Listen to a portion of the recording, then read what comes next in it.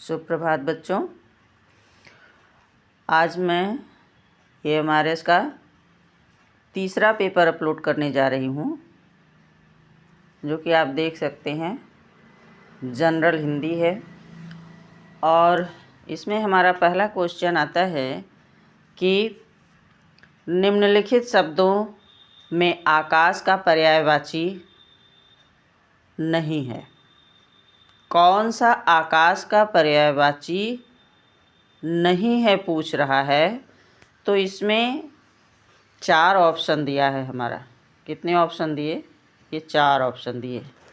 और चारों ऑप्शन में सबसे पहला अभ्र, दूसरा अंबर, तीसरा मेघदूत, चौथा तारापथ। ये 4 ऑप्शन है, जिसमें अभ्र ये आकाश की पर्यायवाची है, अंबर आकाश की पर्यायवाची है, तारापथ आकाश की पर्यायवाची है। पूछ रहा है कि पर्यायवाची कौन सा आकाश का इसमें नहीं है। तो ये मधुदूत जो है यह आकाश का पर्यायवाची नहीं है। तो ये हमारा सही ऑप्शन है। कौन सा सही ऑप्शन है? आकाश का पर्यायवाची कौन सा नहीं है? अभ्र, अंबर, तारापथ ये तीनों है। और पूछ रहा है कि कौन सा नहीं है, तो मधुदूत नहीं है। आगे बढ़ते हैं। विद्यासागर का सामासिक विग्रह क्या है? समास विग्रह जानते ही हैं, हमने आपको पढ़ाया भी है। तो विद्यासागर का सामासिक विग्रह पूछ रहा है कि इसमें कौन सा ऑप्शन हमारे विद्यासागर का सामासिक विग्रह है। तो पहला ऑप्शन है विद्या में सागर, दूसरा ऑप्शन है विद्या और सागर, तीसरा ऑप्शन है विद्या का सागर, और चौथा ऑप्शन है विद्या के लिए सागर।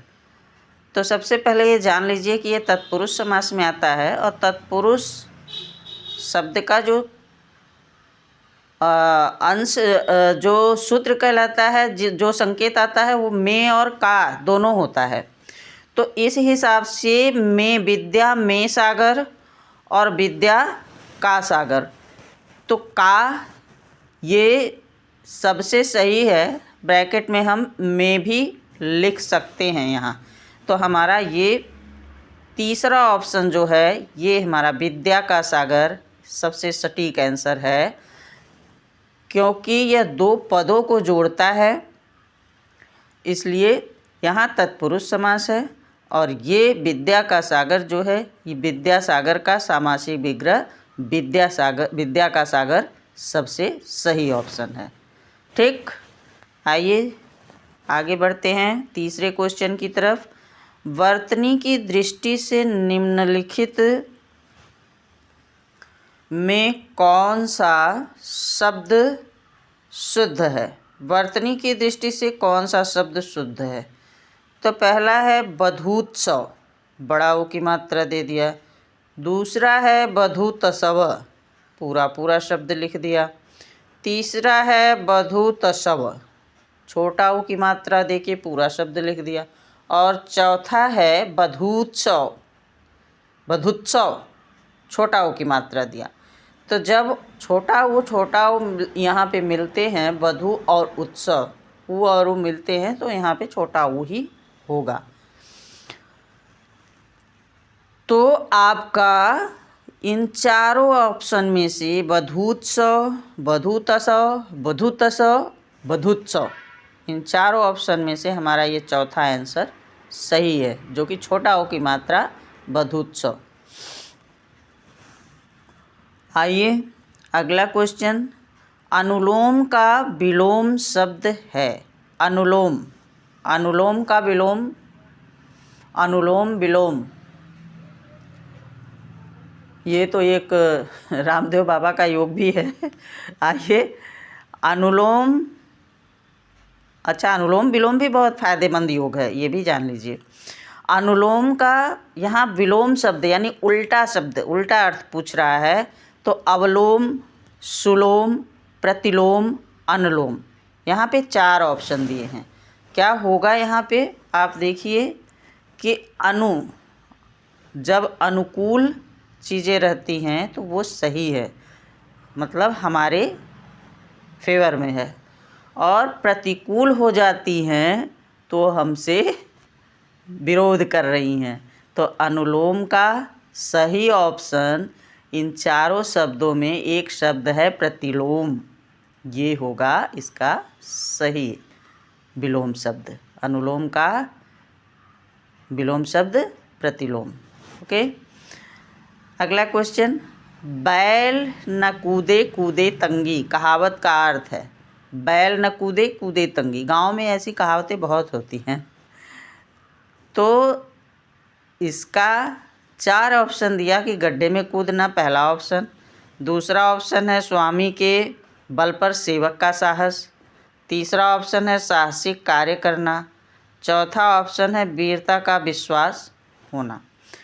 तो गड्ढे में कूदना, बैल न कूदे कूदे तंगी, इससे कहीं मेल नहीं खा रहा, इसलिए ये गलत है। दूसरा साहसिक कार्य करना, यहाँ कूदने को लेकर कहा गया, साहस दिखाने को नहीं कहा गया, इसलिए ये गलत होगा। वीरता का विश्वास होना, भरोसा करना, भरोसे की बातें यहाँ नहीं की गई, इसलिए ये गलत होगा। इसका सही ऑप्शन है कि स्वामी के बल पर सेवक का साहस। बैल न कूदे कूदे तंगी, यहाँ तो स्वामी के बल पर सेवक का साहस दिखाना, ये जो है सही ऑप्शन है। अगला क्वेश्चन, शब्द वाग्जाल का संधि विच्छेद है।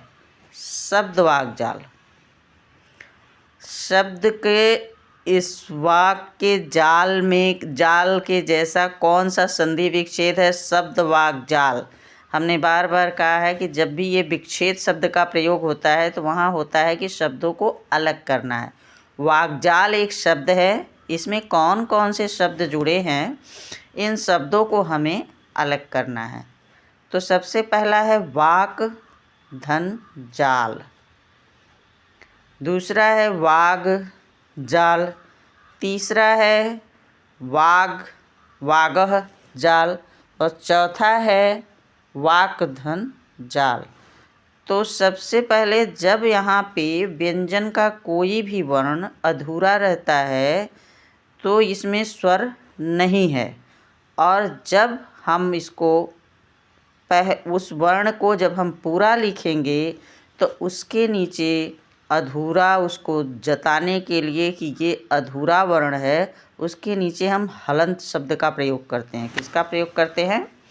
हलंत शब्द का। यहाँ हलंत लगा हुआ है वाक के नीचे, तो इसलिए हम हलंत शब्द का प्रयोग इसलिए करते हैं कि यहाँ ये व्यंजन अधूरा है, इसमें स्वर का मेल नहीं है। वाग्जाल शब्द यहाँ दिया, और इसमें कौन कौन से शब्द मिले हैं? तो वाक, वाह है, आधा क यहाँ पे है, हलंत है, इसलिए इसको आधा क माना जाता है। और दूसरा शब्द है जाल, तो वाक और जाल मिल करके होते हैं वाग्जाल। ये अपने वर्ण के कवर्ग, चवर्ग, टवर्ग, तवर्ग, पवर्ग, 5 तरह के वर्ण होते हैं, 5 वर्ग होते हैं, और 5 वर्ग में 5-5 वर्ण होते हैं। और कवर्ग के वर्ण क ख ग घ अंग हैं। ग ये तीसरा शब्द है, ग जो है ये हमारा तीसरा वर्ण है, वर्ण का तीसरा, वर्ग का तीसरा वर्ण, और ये अपने आकर तीसरा वर्ण जो है वह पहले वर्ण में परिवर्तित हो रहा है। तो यहाँ हो जाएगा वाक, वाकधन जाल, तब बनेगा वाग्जाल। ठीक है, आगे बढ़ते हैं। बयार किसका पर्यायवाची है? बयार समझ रहे हो, गांव में बोलते हैं अरे हवा बयार चलत नहीं बा। तो बयार मतलब होता है हवा, समीर, पवन, ये सब इसका पर्यायवाची है। यहाँ ये पूछ रहा है कि बयार किसका पर्यायवाची है। बयार शब्द में कौन सा पर्यायवाची है? तो इसमें 4 ऑप्शन दिया, अग्नि, धरती, जल, पवन। तो अभी हमने बताया कि पवन, समीर, हवा, बयार ये सब पर्यायवाची हैं, एक तरह के शब्द हैं, एक तरह के शब्दों को पर्यायवाची कहते हैं। तो यहाँ पवन इसका सही ऑप्शन है। अगला क्वेश्चन है, विरोचित का संधि विच्छेद है। विरोचित, पहला ऑप्शन दिया संधि विच्छेद यहाँ फिर दे दिया। फिर हम शब्दों को अलग करेंगे। बी धन रोचित पहला ऑप्शन गलत, बीरा धन उचित दूसरा ऑप्शन गलत, और वीर धन उचित तीसरा ऑप्शन, चौथा ऑप्शन है वीरोधन उचित। तो वीरोधन उचित यहाँ दिया है, तो ओ को ओ और ओ मिल रहा है, तब यहाँ ओ बन रहा है। अ और उ वीरो, वीर धन उचित, अ उ मिला तब जाके वीरोचित बना। तो इस हिसाब से हमारा संधि विच्छेद वीर धन उचित। अब हमारे कहने का मतलब था कि र इसमें अ स्वर है, उचित ये खुद में स्वर है, तो अ और उ मिला तब जाके बना ओ, और हुआ क्या, शब्द क्या बना, वीरोचित। समझ गए। अगला क्वेश्चन, तो इस हिसाब से हमारा ये वीर धन उचित ये ऑप्शन सही है। अब है अगला क्वेश्चन। अगला क्वेश्चन है निम्नलिखित विलोमार्थी शब्द युग्मों में कौन सा असंगत है। अभी हमने अगले वीडियो में भी बताया था असंगत शब्द को। तो पहला ऑप्शन है ग्राह्य और त्याज्य, ये संगत है, ग्राह्य का त्याज्य ही होगा, इसको असंगत नहीं कह सकते। दूसरा है निरामिष सामिष, ये भी असंगत नहीं है, ये भी संगत है। तीसरा ऑप्शन है उत्कर्ष निकर्ष। चौथा ऑप्शन है कनिष्ठ और ज्येष्ठ, कनिष्ठ और ज्येष्ठ भी संगत है, असंगत नहीं है। तो हमारा दूसरा ऑप्शन है उत्कर्ष और निकर्ष, ये हमारा ऑप्शन गलत दिया है। तो असंगत यहाँ शब्द युग्मों में जो असंगत है वो उत्कर्ष और निकर्ष ही है, ये ऑप्शन हमारा सही है। ओके, आइए आगे बढ़ते हैं। अगला क्वेश्चन है कि जो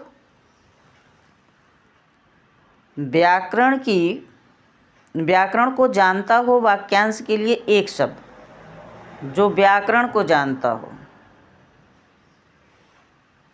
व्याकरण जानने वाले को क्या कहते हैं, विज्ञान जानने वाले को वैज्ञानिक कहेंगे, ये तो हमने पढ़ाया भी था आप लोगों को। भूगोल जानने वाले को भौगोलिक, उसी तरह व्याकरण जानने वाले को व्याकरणिक ही कहते हैं, जो इसमें पहला ही ऑप्शन है। तो ये सही है। व्याकरण, व्याकरणी, व्याकरणक ये सब गलत ऑप्शन है। पहला ऑप्शन है व्याकरणिक, व्याकरण को जानने वाले को क्या कहते हैं, व्याकरणिक कहते हैं। तो ये हमारा ऑप्शन सही है। एक क्वेश्चन, ये लास्ट क्वेश्चन है इस वीडियो का। नाक कटना मुहावरे का प्रयोग किस स्थिति में करेंगे। नाक कटना मुहावरे का प्रयोग किस स्थिति में करेंगे। मुहावरा क्या है, नाक कटना। 4 ऑप्शन, किसी व्यक्ति के नाक से खून बहने पर करेंगे, नहीं, गलत है। किसी व्यक्ति के बीमार होने पर करेंगे, ये भी गलत है। किसी व्यक्ति की नाक में चोट लगने पर करेंगे, नहीं, ये भी गलत है। कब हम नाक कटना मुहावरे का प्रयोग कब करते हैं, जब किसी व्यक्ति का अपमान होता है, तब ये मुहावरा सटीक आता है कि किसी व्यक्ति का अपमान हो गया, यानी उसकी नाक कट गई। हम लोग ऐसी बातें बहुत करते हैं, फलाना की नाक कट गई। तो नाक कटना मतलब किसी व्यक्ति का अपमान होना। जब किसी का अपमान होता है तब ऐसे मुहावरे का प्रयोग किया जाता है। धन्यवाद। वीडियो को लाइक कीजिए, सब्सक्राइब कीजिए, शेयर कीजिए, पढ़ने का अभ्यास कीजिए। आप ही लोगों के लिए मैं वीडियो बना रही हूँ। धन्यवाद।